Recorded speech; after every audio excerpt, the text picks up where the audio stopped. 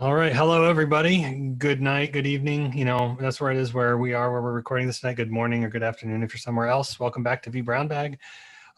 Tonight, we are going to learn more in our NSX-T series with Britton Johnson, continuing with updates on Lastline, advanced threat, IDPS security. Lots of good stuff about advanced threat protection. But before we get to the main content, we're going to do a few housekeeping notes. First off, we want those of you who are watching this live to get in on the conversation. You can use the Q&A right here in Zoom. You can tweet us at vBrownBag. You can use the hashtag vBrownBag and get us your questions, get us your feedback, make this an interactive presentation. If you're not watching this live, make sure to head over to vbrownbag.com/brownbags and go sign up there. You can join this broadcast that happens every week at 7:30 p.m. Central on Wednesdays, or you can check out our other regions, our other language podcasts, in fact, to find the one that suits you. By the way, if you're watching this on YouTube, now you know. You can join us live. Please come join us. Be part of the vBrownBag community. I'm your host, Ken Nalbone. With me tonight is Britton Johnson at VCIXNV on Twitter. He's going to be giving us our update, so I am going to stop talking and hand it over to you, Britton. Ready? Thanks, Ken. I know my Twitter handle's a mouthful, but not that. It's just I'm bad at talking. you gotta do what you gotta do. Right. All right, let me get this turned on here. All right, and let me do one other thing quick.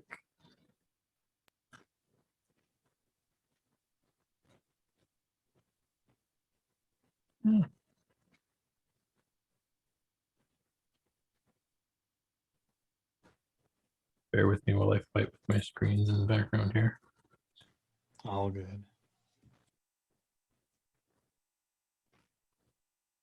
Oh. I've got my notes. I've got desktop. Got that. All right, I think I'm good. All right, welcome everybody to this week's session, the second session in this NSX-T vBrownBag series for 2021.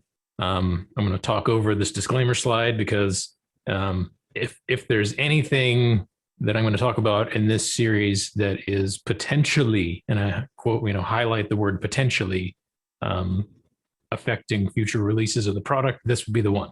And so, take with this presentation what you will. As the note says on the bottom there, this is for informational purposes only. And so this is really just for our customers' edification of the direction of the security vision that VMware has for NSX. And so there's really nothing that's not already public in this, but at the same time, being that I'm doing this in a public forum, I am required to give the disclaimer. So there we go. So NSX-T advanced network security. So this is, not necessarily a new space for VMware, but it is a space that is growing in attention and something that, we, especially where I am in healthcare, covering healthcare customers today, we're seeing really just lots and lots and lots of, our customers are being under attack. And so this is something that, we're really focusing a lot of attention on and getting a lot of feedback from customers that, they need security services now more than ever. I did this on the last week one, but if in case you haven't watched any of that, so who am I? I'm Britton Johnson. I'm a staff solutions engineer in the virtual cloud network vertical for VMware, covering healthcare customers, like I mentioned. I'm in the vExpert program still. I'm also on a team called the VMware Nsx Majors, where we specialize in things about, the hybrid cloud extension product suite add-on to NSX for cloud, workload migrations. And we'll talk about that even more a little bit here as we move through the series. And then I also host another podcast related to that as well. So if you're interested in HCX, you can certainly check some of that stuff out. Looking through our agenda, so we already did the first one on 2.5 to 3.x last 2 weeks ago. So that should be out and available for everyone to consume at your leisure. Today, we are looking at the NSX-T advanced threat protection or prevention add-in to NSX-T that is turning on additional security services. We'll talk a little bit about Lastline, who that is, what that is. We'll go through the advanced threat suite that Lastline is bringing to NSX-T. Some new stuff for me, anyways. This idea of MITRE security framework and what that is. Go through a little bit of that. We're going to talk real deeply today about the IDS IPS, the intrusion detection prevention systems that are built into NSX-T 3.1 today. And then we will, at the very end of this, I've got, Ken, don't laugh. I've got a pre-recorded demo, so it's not a live demo, so I'm sorry. But it's the one way that I can ensure that things are 100% going to work. So cross your fingers, dot your I's. Here we go. Not laughing, just smirking. What was that? Not laughing, just smirking. Okay. 2 weeks from now, right before I go on vacation, I'm going to do a series on NSX-T design. This is a kind of a selfish one because when I went through the VCAP renewal to get my VCIX renewed, there wasn't a lot of, out there content that I could find on the webs about, the NSX-T design process without taking the full VMware class, which I did end up doing, and it's a great class to take. But I wanted to kind of just do a recap really of what the VCAP NV exam, kind of looks like, things that are required for that. And ultimately we'll talk about the pieces and components of that you should consider when you're going through an NSX-T design. So that's the next week, 2 weeks from now. The last one again, of course, we'll go through NSX-T migration and HCX, all the good stuff that brings. As I always like to do with these learning resources, so I'm going to refer back to this again, even this week as I did the first week. If you haven't watched the 2020 vBrownBag series, Deep in the Heart of COVID that Ken and I did, go back and watch that. There's still lots and lots and lots of valid content out there. And I'm still imploring the vBrownBag folks to not delete it from the YouTube channel because it's good stuff. And I'm still getting a lot of customers and partners and people sending me messages thanking me for putting that whole series together. And really your feedback is why I'm doing this again this year. So that's all part of that. For second piece of this, if you're looking for information on the Advanced Threat Protection Suite and what that is, really kind of one of the best places to go for that is lastline.com. So, I'll go into that in more details here in a moment.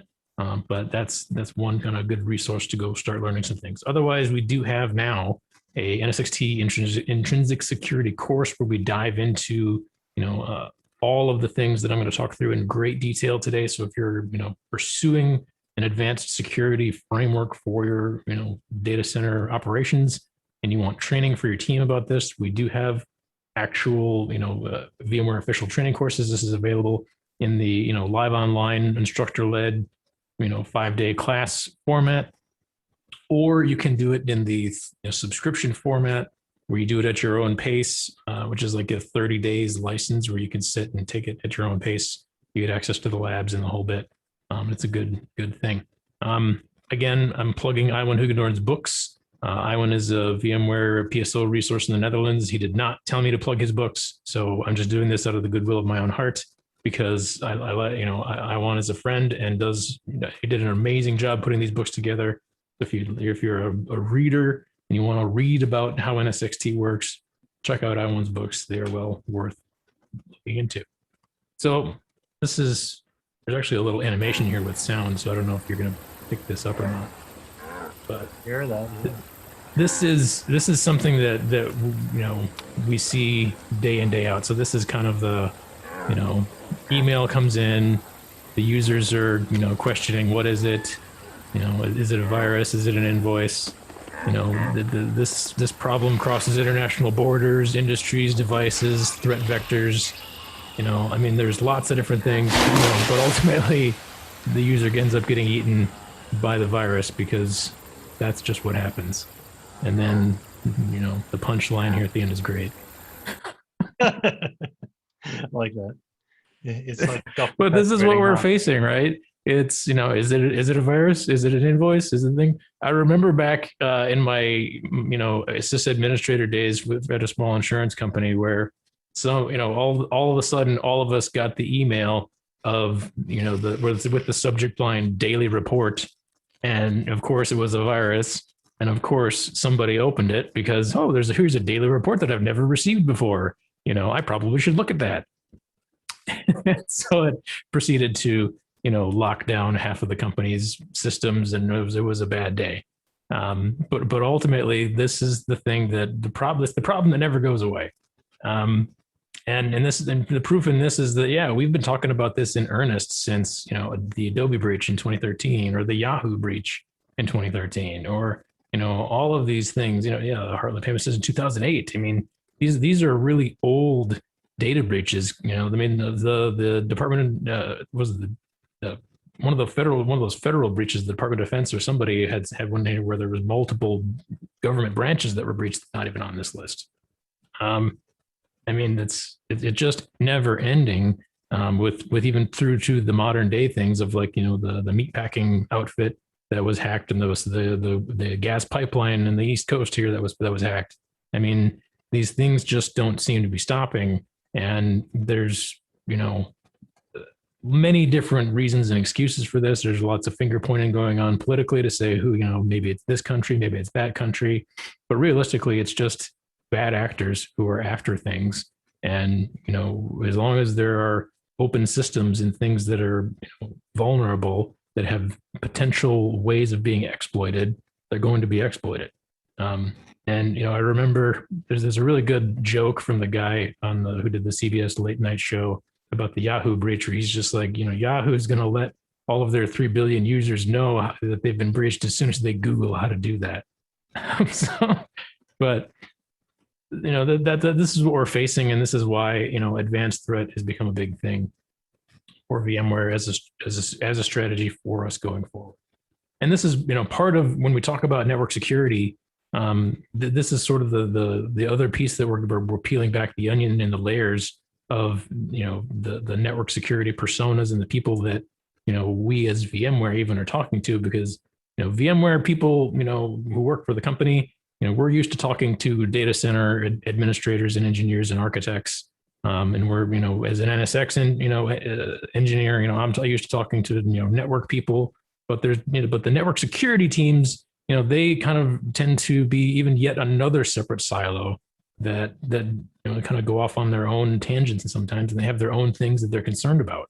And so now we're trying to get around to crafting the things that we're talking about in language that they understand. And this is a thing that I'm learning as a converted vSphere admin to an NSX admin to an NSX engineer for VMware. The network security space is even a little bit new to me in terms of how we talk about this thing. And so, as we learn more about this, the thing that I'm finding, is there some common language? Is there, industry speak as it comes to this stuff? And the answer is yes, there is. There's this thing called the MITRE ATT&CK framework. So, attack, stands for adversarial tactics, techniques, and common knowledge. And this is the overall structure that the network security world uses to communicate amongst themselves to help determine, and emulate, adversarials and validate their controls, and enables, standardized framework for evaluating their solutions. It's good for gap analysis and security controls, and it's, globally accessible and continually updated. There's lots of different versions of MITRE that are out there, and you can, map your security strategy to the various versions of the MITRE ATT&CK framework. I've heard it also described as though it's kind of like the OSI network model on steroids, because there are so many different ways and means that you can look at MITRE from a strategic view. And we'll just look at a couple of these things, but really we're just going to focus on the tactic side of it, because there's just too much to go into this. I mean, once you break it out, there's something like 500 various techniques that bad actors can use to attack a network. And it's quite detailed in the way that in how deep MITRE goes, and so it's almost impossible to try to get all through. So if you're looking for more specific information just about MITRE, you can go to attack.mitre.org to get the specific information from them directly. They are their own organization that manages how this communicates. So as we kind of look through this, this is sort of the tactics framework of what MITRE stands for and works with relation to where we're going with this, and why this is important is we actually build a lot of this particular framework is being built into the NSX Advanced Threat Protection strategy overall. And so our big deal is we want to break down what they're trying to do. So with their initial access, they're trying to get into your network, and then everything leads to another thing. And so they're going to do malicious code. They're going to trying to get a foothold. They're going to avoid detection of other tools and other systems that you have in your network. And ultimately, it's to gain things or to move through or to get your data or to just ultimately take you down and destroy you. So depending upon who it is that's knocking on the door and trying to, get into your network is ultimately going to start to determine the path that they can take once they can breach in the inside. As they say, like once you break the crunchy exterior and get to the chewy center, that's what they're really all after. And there's just too many ways that we can go about this. Let me break out of this for a moment here. So, and this is part of what I wanted to look at quickly too is the Lastline website, and they're just when VMware acquired Lastline last year. And so we've started kind of the integration of them into our organization.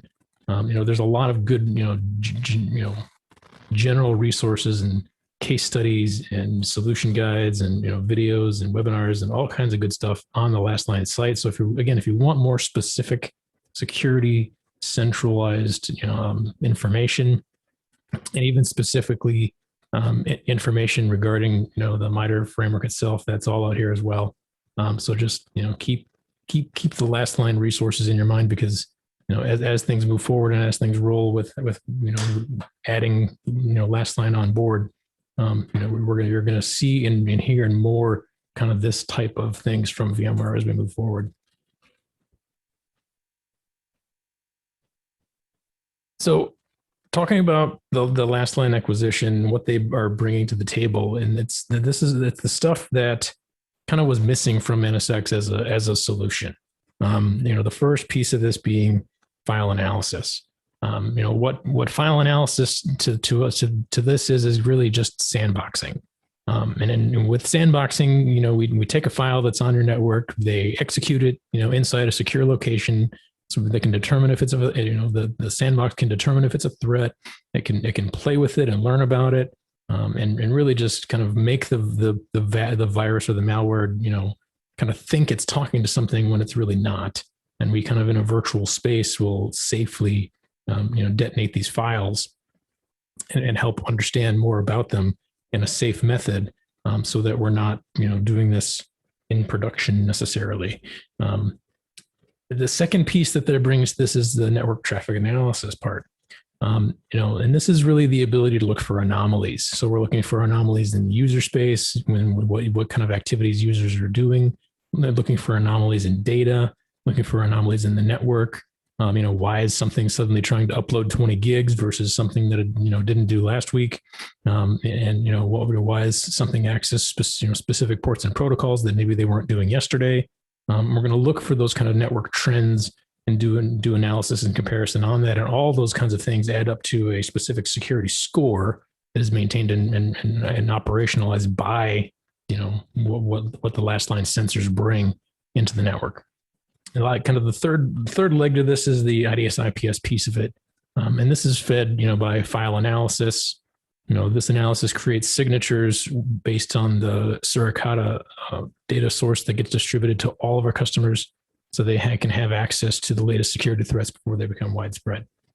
So if you're, if you're not very super familiar with the security world of things, Suricata is one of a couple independent open source threat detection engines. So the two that are probably the most popular is Suricata, and another popular one is called Snort. And these are, sort of community-driven organizations, open source organizations that collaborate on intrusion detection and prevention, and feed that data back out to vendors so that they can include them into their products for doing network analysis and understanding of where the threats are coming from. So when you have a product like Lastline or like NSX with IDS IPS enabled, it's not like a standalone one-off product like the NSX distributed firewall where you just turn on the service and suddenly you have a secured thing. This is an ongoing thing that needs constant feeding and care and updating.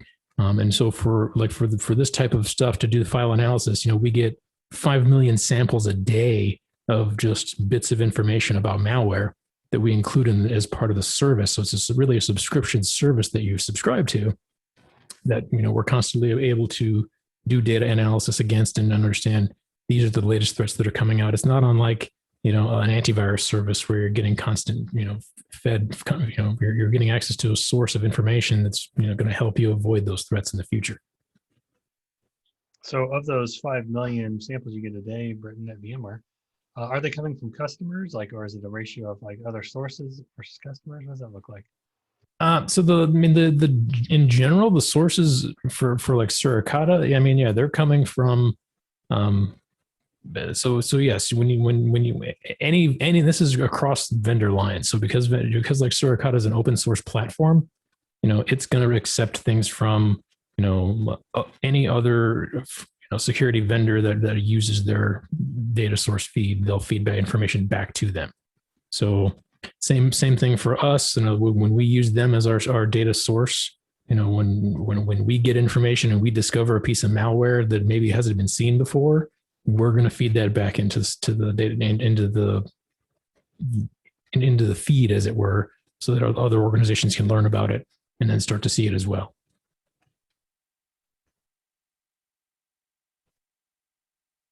So the last kind of couple of pieces of this, we're doing, user focused networking. So again, this is, end user security for, routers, firewalls, span ports and taps, very traditional, data center network, security focused solutions. We have various cloud sensors that will plug into public clouds so that you can, have these types of security services turned on in public clouds as well. We're doing this, just in the general data center on-prem as well. And then really we're helping kind of bring together this, cohesive ability to manage the attack chain between all of the locations. And that's really the long and short of what we're after with this. So I've gone through this kind of track a bit and I maybe even covered this slide in the last episode, but it's just kind of talking through this again. I break it down in this kind of simple 3-step process, but it overly simplifies it, but it is kind of necessary to talk about it. First, whenever we talk about security, we're doing, basic segmentation, and we're going to use, the leverage of the layer 7 stateful firewall to provide segmentation of traffic and workloads, and then work on, creating that zero trust, footprint throughout the data center. You create a simple segmentation rule, like, this web app can talk to this database server, but this other segment can't. It gives guardrails in the environment, and it helps prevent that lateral movement between things. The second piece of it here is, layering in the IDS IPS to protect the applications and analyze traffic between the workloads to look for those known vulnerabilities. And then we're essentially creating virtual patching for the application here. So when we have this turned on, and I'll go through this in the demo later, when we know about vulnerabilities in an application that have not been patched yet, we can see those vulnerabilities on the wire, recognize them for what they are, and then turn them off, and effectively make them patched without actually patching the workload. And it's just kind of it's still a best practice to patch those workloads, but because that's a time-consuming process, this is sort of the way around that, where you can shut off those vulnerabilities that are known, and then later give your teams a chance to go back and patch the actual things so that they're not an open threat ongoing.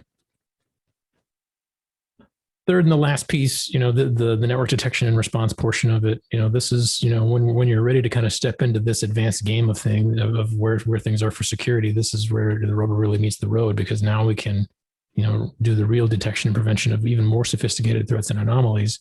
So this is, where, organizations like, financial institutions and banks and, insurance companies and healthcare organizations are all after this kind of stuff, because this is where, the large money is. So it is, for the bad guys, because if they can get in and avoid, the NDR systems that are keeping them out, those systems that are not protected by NDR are the ones that are the real honeypots that people are going after.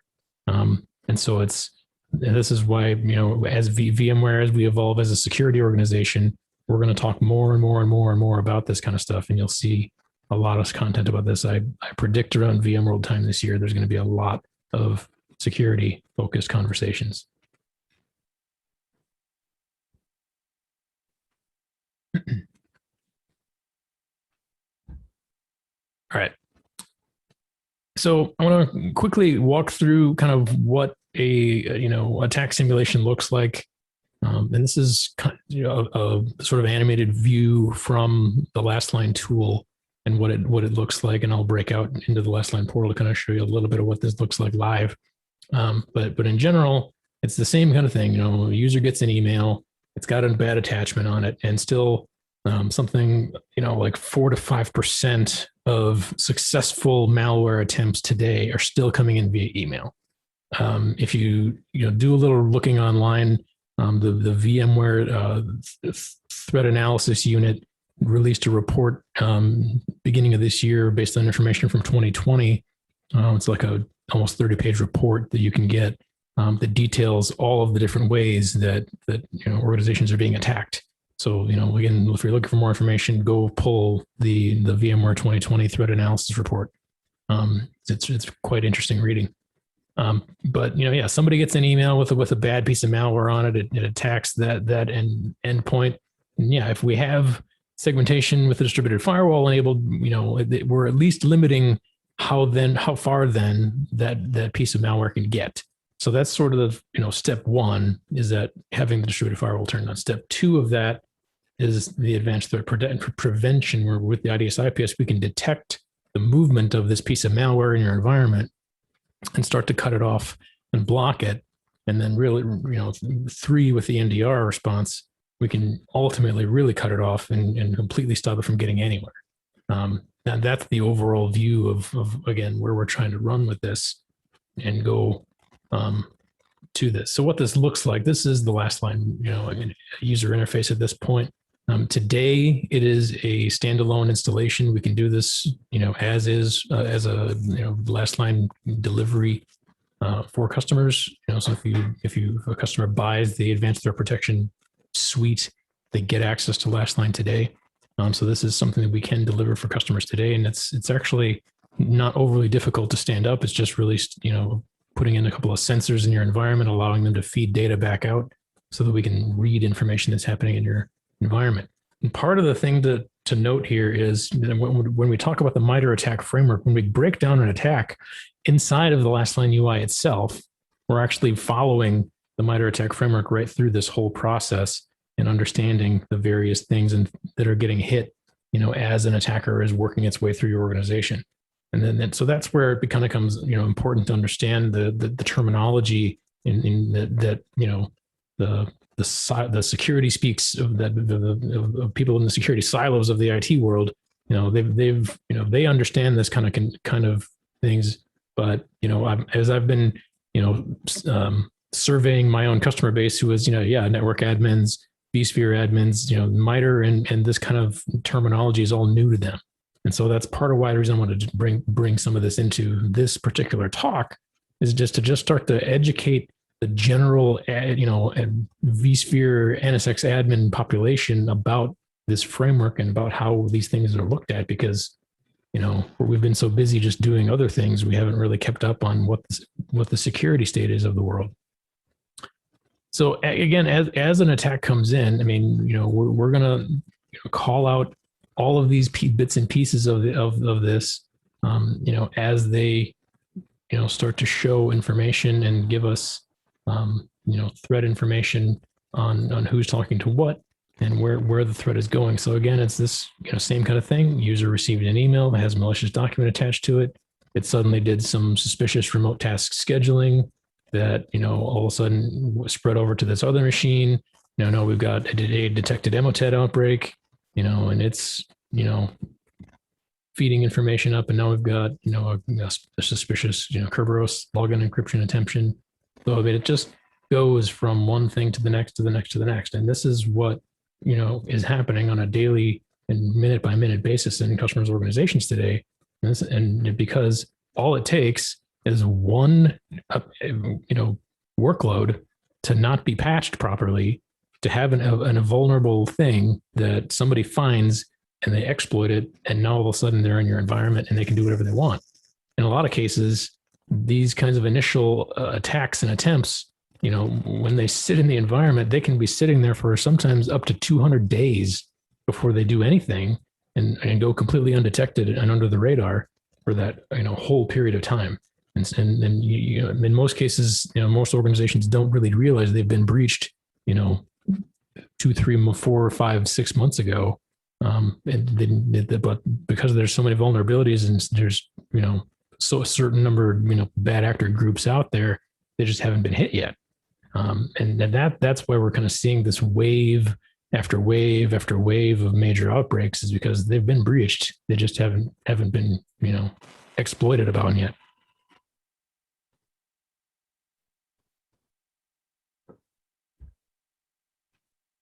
All right. So that's kind of the quick overview of what we're looking at from a security strategy, what Lastline is and what it's bringing to the organization. Lastline was founded by a group of really smart Stanford PhDs. These guys are malware scientists, and so the amount of just general knowledge and smarts that they're bringing into VMware about malware is immense. And it's really rounding out NSX and its security capabilities to another level, really. The next piece of this that we're going to talk about is the Ids Ips functionality that is available today in Nsxt 3.1. And this is the stuff that when you enable these services, you're taking your security strategy, kind of from just basic firewalling and networking and routing and all those kinds of things, and segmenting your networks out from kind of level 1 security up to level 2, 3, 4, 5, 10, and really giving yourself an additional kind of leg to stand on for security. So as we kind of look at the typical traditional data center IDS IPS infrastructure, I mean, this is stuff that we've looked at for a while. I mean, it's, you've got, virtual workloads up on the hypervisor hosts. They have to do their networking down through the physical stack. The firewall rules get processed on a physical firewall. They also have to then punt traffic over to the physical device for physical traffic inspection. And, those have their own, management planes and management agents to take care of these physical devices. It's difficult because every time, a piece of traffic comes through, it's got to be hairpinned, through the physical firewall. It's then also got to be hairpinned, through the IDS IPS and come back up. And it's just, it's kind of inefficient in the way that it works. If you have, workloads spread across hosts, you're going to run into, issues where you'll have inconsistent security policies applied because maybe, one thing gets applied here, but it doesn't get applied somewhere else. It's inadequate for that kind of ability to scale applications across multiple platforms. There's lots of attention, and there just requires teams of people to manage these things.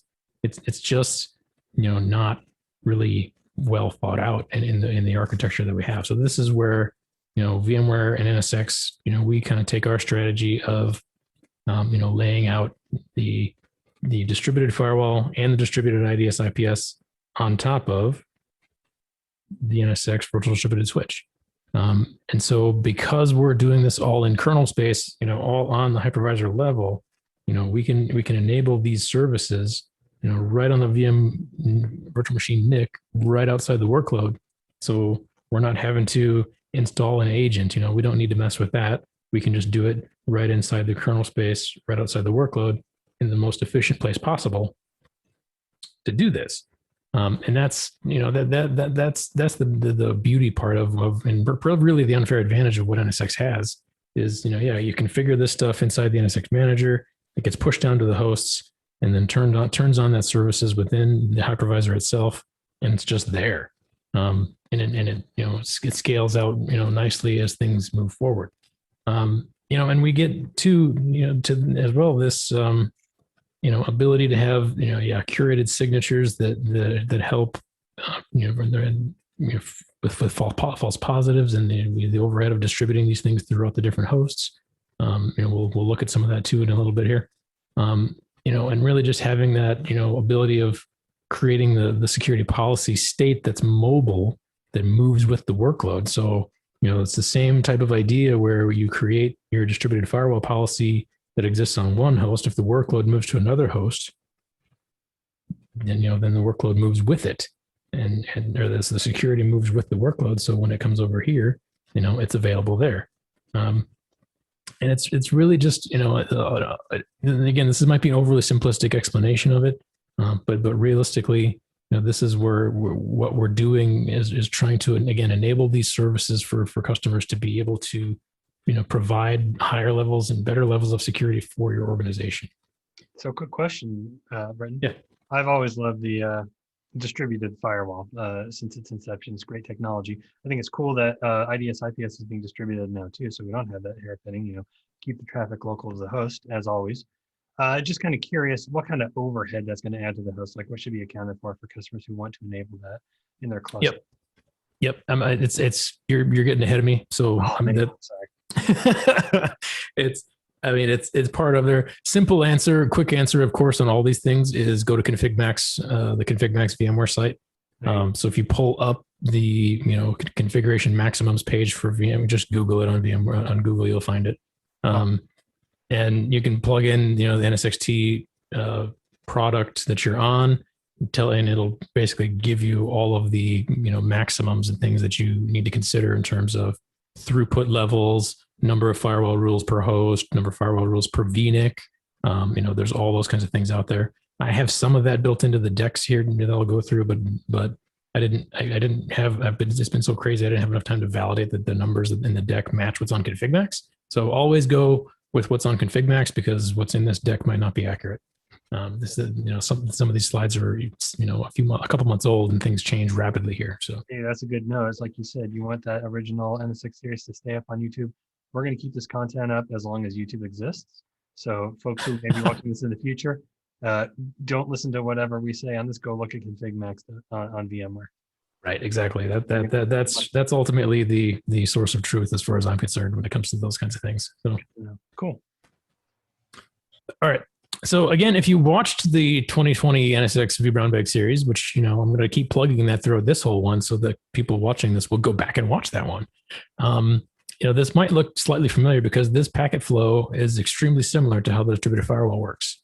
From a configuration path, we're going to start with, the Nsx Manager. Inside of the Nsx Manager, we set up profiles. Again, very similar to what we do with NSX-T distributed firewalls and just NSX-T in general. There's a whole section I did on profiles.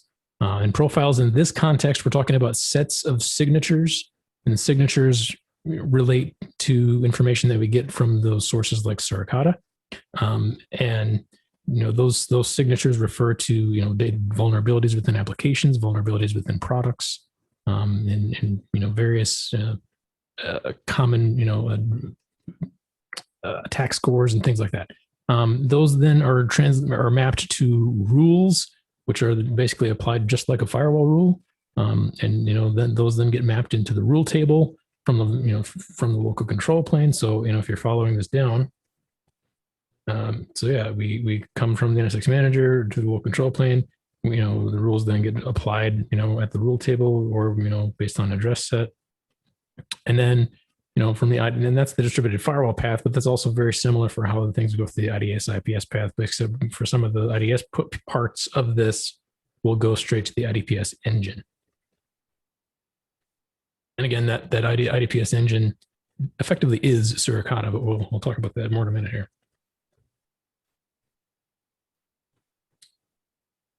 All right. So when we look at the general flow of this, so as this kind of slide animation works its way through here, I'm going to back up a couple times and do this a couple of times just to repeat this piece of it. So when a packet comes in from a VM, it's going to then go over to the flow table. The flow table is going to look at this, and say, is this an existing flow? Yes or no. If it's not, it's going to check it on the rule table. Then the rule table will process it and check that on the distributed firewall. And then if it's valid, it's going to proceed and pass it on to the IDS IPS engine. So this, logically means that the distributed IDS IPS sits behind the distributed firewall in terms of order of process as we're processing these packets. So, it's important to know that bit of it, especially as you're learning, the inner workings of NSX for exams and things. They'll ask you these kinds of questions. And then after that, if the traffic pattern matches, and if it's a valid distributed firewall rule, so it's something that the distributed firewall is not going to block immediately, then it's going to punt that information from the flow table out to the IDS IPS engine. Once we get into then we're into this thing called the slow path, where it's going to verify the traffic on the IDS IPS slow path for processing, and the packet gets inspected. If they match it to an IDS rule, if the rule action is set to detect and prevent, then we're going to update the flow table to drop that traffic. And then any subsequent packets that match this are going to follow that same path as well. If it's something that we're set to detect only, then at that point we're going to, just alert based on what we've seen, and the traffic will go through. But you'll at least be getting some sort of a notification within NSX to say this is happening. A bit of the important information part of this is, because of the way that traffic is flowing, from the distributed firewall up into the IDS IPS engine and back out, even if you are in the detect only mode, effectively the IDS IPS engine is in line with the traffic flow. So, if you have IDS IPS turned on and you've got some rules enabled and some things turned on, even if you're not doing any enforcement with the IDS IPS, there is, load constraints and traffic constraints and things that you need to be aware of, so that you can understand, like as we can refer to the overhead that's going to start to happen on the host itself, for processing these things. So even in detect mode, we need to pay attention to throughput and scale as you go through this. So a little more detail on IDS IPS architecture. We have two engines, in the user space, and DV filter in the kernel space. The DV filter is really, effectively the main piece of the distributed firewall. And then we lay on this shared memory space. And then the shared memory region contains the user world library. The shared memory region can also be used by the VDPI agent to read packets that are punted up into there by the kernel module. This also enables a common library that both engines can consume the packets that are sent up into them, and only after these engines process and release the packets that are sent to them can they be forwarded onto their destination. And so it's, again, it's kind of, sitting, again, really right next to, the heart of the distributed firewall. So that's how all these things are kind of baked together.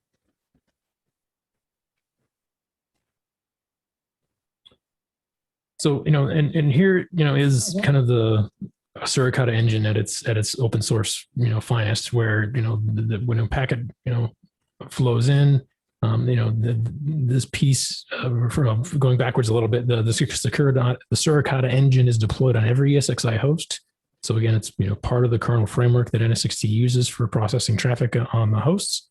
If a host, is one, kind of important bit of detail on this particular slide is, the maximum host memory this thing gets allocated to just the IDPS engine is 1 gig. So if, basically if the Suricata engine is turned on a host, it's going to take a gig, except for if the host has less than 64 gigs of RAM on the host, then it's going to use less than a gig. But, for most hosts we see deployed in customer deployments today, they're well beyond 64 gigs in the RAM. And so it's generally speaking not an issue, but if you have a smaller deployment, you need to kind of plan accordingly again for scale and performance, best practices. But overall, this is kind of what the IDPS engine architecture is built on. All right, moving quickly here. So the overall configuration workflows is really, not much different from what we do again on the distributed firewall side of things. It's really just, turning on the service in terms of enabling the IDS-IPS capabilities. It is, I don't have that page up there. Wrong screen.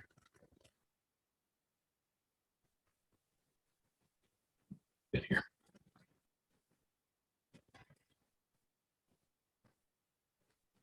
So it's really just, coming in and turning the service on. There's just, a couple of quick toggles to turn on the IDPS services in general. The signatures will be automatically updated. You can push these signatures directly to the hosts on an automatic basis. So as they periodically go out and sync themselves from the cloud, then they can come down and automatically be pushed down to the host level. So it's really just, turning on the service, setting up the global signature management, creating profiles, to group those relevant signatures together, and then setting up, setting up the rule structure for how it's going to process everything.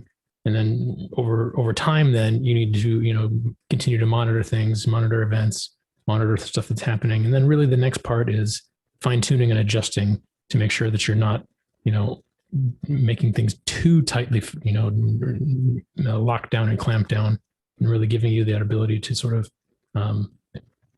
you don't want so much processing that you hamper the performance of your hosts, but you want enough that, you're not leaving yourself vulnerable to potential exploits and vulnerabilities. So as we move through this, kind of some of the highlight stuff that Nsxt 3.1 brings, we went from having detect only in IDS IPS prior to 3.1 to detect and prevent, and then giving us then the drop and reject options for on the per signature action. Signature management, we were able to manage these things globally now, and then, with the various different attack types and targets, and pieces and components that make up, what really the IDPS engine is. And we'll go through some more of the stuff here in a second with the demo. And realistically, it is sort of this ability to, turn on the rules and in a per rule mode. So certain things, if you only want, detect only in your VDI environment, you can do that. And if you want the applications to be detect and prevent to protect those, you can do that. So there's flexibility here in terms of how you build, your securities environment, based on zones or groups or however you want to break it down. Important thing to highlight those: for an attack to be blocked, both the mode must be detect and prevent, and the signature action must be drop or reject. So there's kind of two components of things to be turned on here. When you're enabling this and you ultimately want, real action to happen. And again, even in detect only mode, we are still in line. And so we've got to understand, where, what we're putting on the hosts in these environments. And then this is, again, just going through, the different per signature drop actions. So again, there's drop and reject or just plain alert based on the actual signature activity itself or signature setting. So if you have things that are detect only, detect and prevent, and then when you get actually into the signatures, there's actions in the signatures. So there's kind of two levels of signatures or selections that you need to turn on.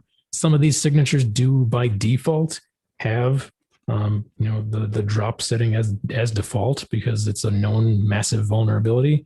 and something that we want to prevent immediately. And so, when we turn those particular signatures on for those particular workloads, the default setting from our, signature setup is going to be to drop that traffic. So if there's things that, legacy workloads where you wouldn't want that to happen, you'd have to kind of opt out of that to have that default drop enabled. And we already kind of went through a little bit of the global signature management. Again, profiles, again, this is very similar to setting up, the profiles piece inside of NSX-T in general. It's really just grouping together the signatures that you want applied into your rules and understanding, what's going to be the critical, severity structures within your organization, and how your application security strategy ultimately gets planned out. A lot of these are based on specific products or even specific, product types. So we'll have rules based around, WordPress, Apache, Drupal, SQL databases. The profiles are kind of pre-written and pre-configured in the environment for a lot of things, and and it just kind of adds to the simplicity of deploying these things for environments. And then this is not really not a lot of new stuff for security. Admins, they've done this in other tools for a long time. This is how you would do it inside of NSX. On the event side, this is a common question is, okay, we have NSX advanced threat protection, and for the security admins that look at this stuff, their kind of big, first question is, okay, that's great, but how do I get this stuff? How do I get notified about these events? So you can view the events within the tool themselves. There's event filtering based on the signature actions and attack types. We'll give you the intrusion details within the UI itself as well. You can go on kind of dive deeper into the intrusion history and see what happened in the last number of days. And then really kind of continue diving through this. You can look at which VM filter VNIC the attack was seen on. The user logged into the affected VM, to understand who this thing was, ultimately executed by. Details about the last occurrence for that signature. Where did the attack originate from? Where did the flow originate from? And again, you could dive deeper into the history, and then part of the history is actually seeing what NSX did to react to it. And so in this case, we drop or rejected or prevented, the intrusion attack. Or in another case, we alerted only because we detected it. But since the policy was set to, alert, we're just going to alert only on it once we see it in the environment. And then, we're going to count as well, the number of attempts on this based on 5-tuple. The other pieces of this eventing information. So, the security admin's best friend is their SIM, and their external logging tool. These come in multiple various forms. And bringing them out of our tool into another tool is fully supported. So if you have centralized logging as a security admin and you want to be able to consume this information in your centralized logging tool, fully supported. And this is something that is very much industry standard when it comes to security applications and feeding that data out to external sources. And then, just being able to do simple filtering on the data that comes out so you can dive into those issues and figure out where they're coming from. And then, the next piece of this then is, creating alarms based on these things. And we'll do alarms within the UI itself of NSX, or, as most probably security organizations will do, they'll do, alarms a lot of times right out of their SIM. So it just depends on what it is and how they're configuring these things.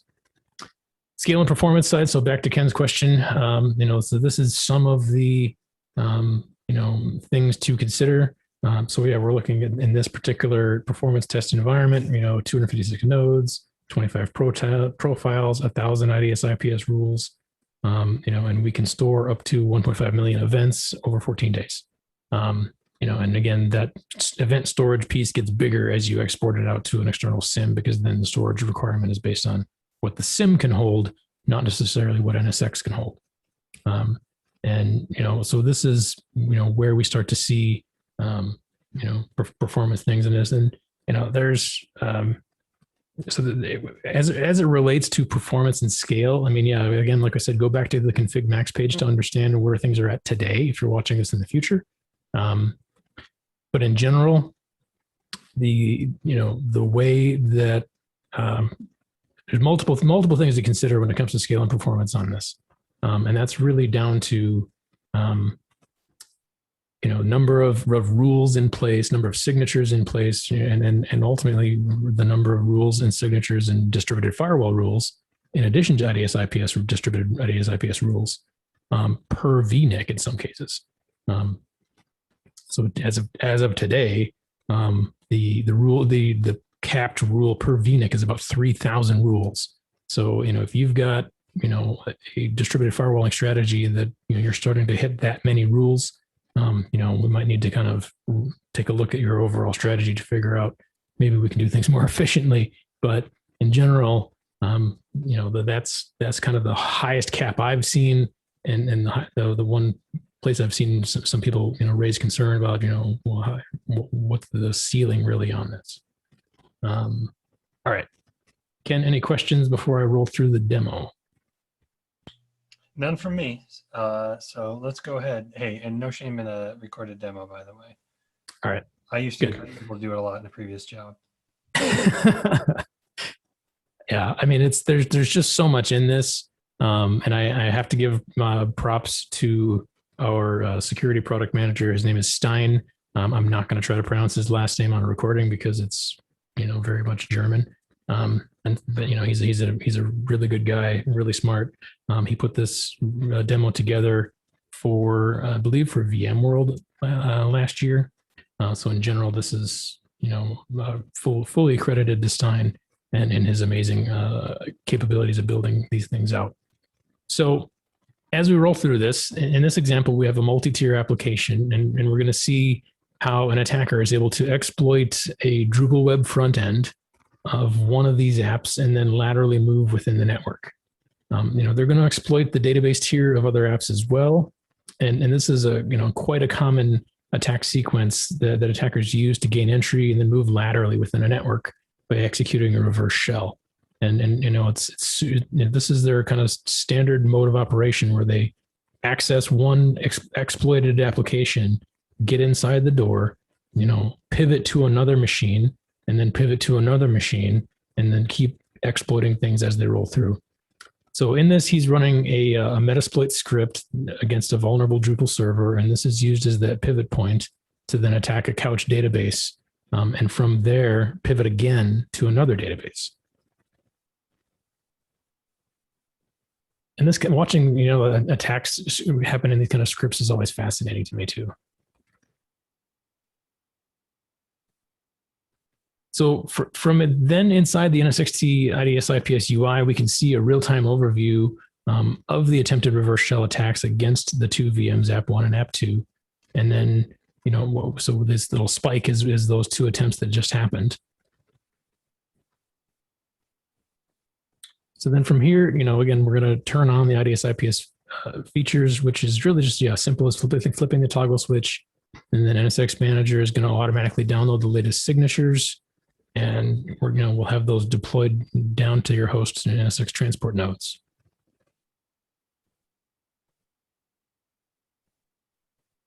Then we're going to start and set up some profiles. So again, profiles group relevant signatures that we want applied. And here we're enabling one for the application servers and another profile for the database servers. When we edit the profile, we can select the signatures to include based on severity, the common vulnerability scoring system, so the specific products that are affected, again, like WordPress or Apache or Drupal. And for this, we're turning on the specific product threats for like Drupal and CouchDB for this app.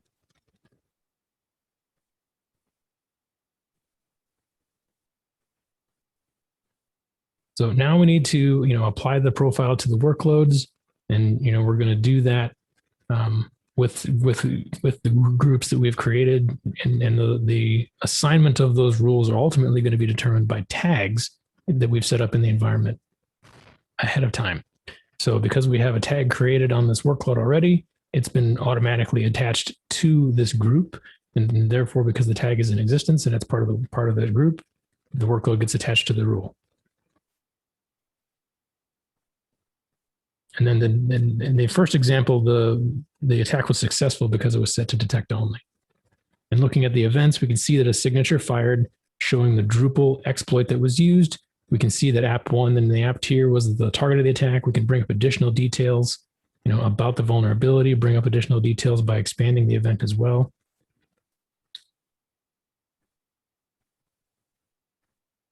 And then moments after that first one, there was another signature that fired off with a remote code execution. We can see that app 1 and 2, the app in 1 and 2 DB tiers were used as a pivot point and then, exploited into the other 2 VMs.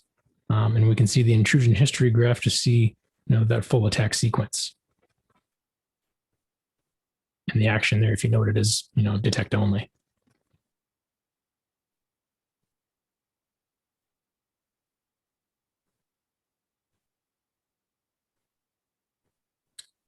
All right, for the second part of this demo, we're going to look at how the distributed firewall plays into the security strategy.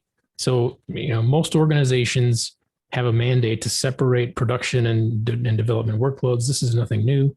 We can achieve this simply enough by adding tags to the respective workloads and then creating the appropriate isolation policy to these groups with the distributed firewall. So this is kind of basic macro segmentation, just cordoning off production from development and not enabling them to just speak to each other. Even if they're on the same network with the distributed firewall, we can block them off and have them have that happen again, really with no changes to your networking and no changes to the overall strategy of how you're building your networks. And that's one of NSX's main advantages is you can do this without having to re-IP your applications.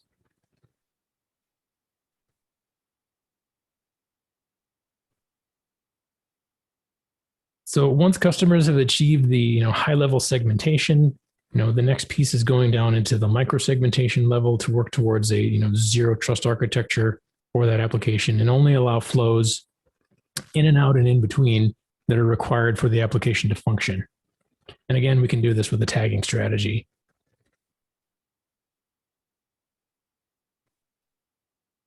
So with those tags covering these additional services, they get mapped to groups on the distributed firewall. And then adding that to the default deny, anything outside of that is that permitted traffic is denied. And in this example, the attacker would not be allowed to establish the reverse shell needed to continue the exploit because we have that default deny applied with the microsegmentation strategy. So that's before we even get in the door of turning on the Ids Ips. That's just basic security from the NSX distributed firewall. So taking a look at the environmental and distributed firewall policy, here we're just looking at, cutting off access from prod to dev and turning that piece on. We'll publish that rule. And then going into the application section, we can see the rules that the microsegs off the 2 applications. Looking at the group itself, we can see how the virtual machines are automatically added, due to those tags that are assigned to the workloads.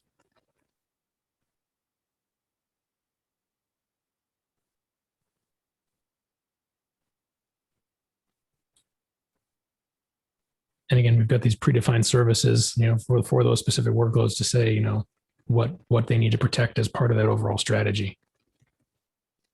So we're going to enable all these rules, publish them out, and then that turns on our microsegmentation strategy. So then we'll try this, after we apply the rules, we can see that the attack started again. No reverse shell is allowed.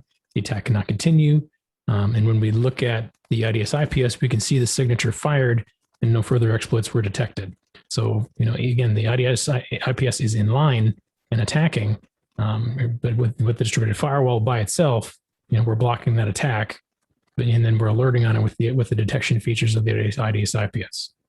The last piece of this is changing the Ids Ips mode to detect and prevent, and this is without the distributed firewall in play. And without the distributed firewall segmentation policy enabled, with just the Ids Ips in detect and prevent mode, NSX will detect the offending flow and stop it dead in its tracks. And so this is kind of that virtual patching piece of it, where as at the end there, the action is drop and prevent, or reject. And so it prevented the attack before it was able to do anything, just based on, what we know about these vulnerabilities that are out there. And so that's, kind of the where the rubber meets the road, and the type of security strategy that we're, embarking on here and building out for customers, so that, ultimately we can have a more secure environment. That is what I had today. And I thank you for your attention and your time. And I'm looking forward to continuing this series over the next couple of weeks. Ken, back to you. Awesome stuff. Thanks very much, Britton. Tons of content. I'm sure folks who are watching this on YouTube, you can rewind it anytime. I'm probably going to go back and have to rewatch this stuff. If people found this after the fact on YouTube, one more time, Britton, let's remind them, where can they find you? Where can they reach out if they have questions?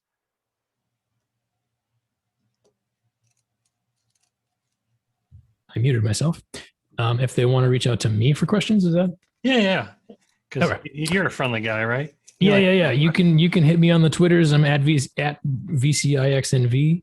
That's probably the easiest way to find me. And so, yeah, for anything NSX related, I'm generally, reachable on there. Otherwise, as I always like to say, contact your friendly neighborhood VCN SE like myself, or whoever is in your territory. Talk to your VMware rep. We're generally always be able to answer questions, or talk to your local vMug leader like Mr. Ken, and he'll hook you up with somebody as well. There you go. If you're in the Indianapolis area, you can ask me as well. Thanks very much, Britton. We'll talk to you on the next episode in this series, and see you then. Thanks, Ken.